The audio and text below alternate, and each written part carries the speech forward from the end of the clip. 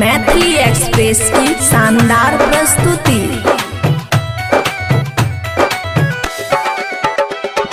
छोरी के ना जाना दिल तोरी के ना जाना हो हाँ हो हो हाँ हो। छोरी के ना जाना दिल तोरी के ना जाना, छोरी के ना जाना दिल तोरी के ना जाना, छोरी के ना जाना दिल तोरी के ना जाना। मरते हैं तुझ पे जानम, मरते हैं तुझ पे जानम, हमें ना भुलाना। छोरी के ना जाना दिल तोरी के ना जाना, छोरी के ना जाना दिल तोरी के ना जाना, दिल तोरी के ना जाना।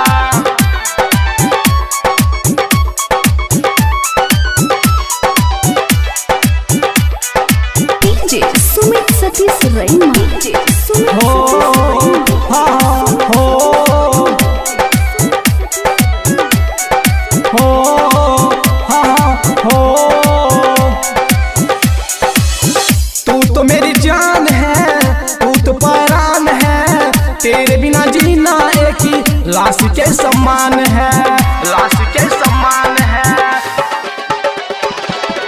तू तो मेरी जान है, तू तो परान है, तेरे बिना जीना एक ही लाश के समान है।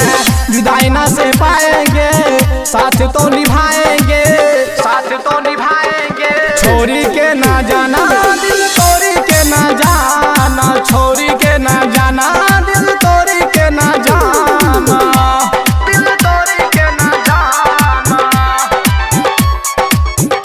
हो हाँ हो डीजे सुमित सतीश रैना, डीजे सुमित सतीश रैना, डीजे सुमित सतीश हो हाँ हो।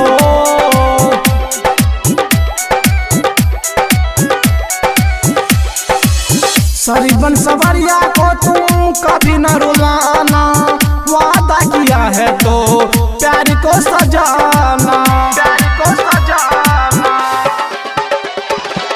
सरीबन सवरिया को तुम दिल न दुखाना, वादा किया है तो प्यार को सजाना। छोरी के ना जाना दिल तोरी के ना जाना, छोरी के ना जाना दिल तोरी के ना जाना। अरे जा जा जा जानम हमें ना भुलाना। खुशी रिकॉर्डिंग स्टूडियो बलुआहा।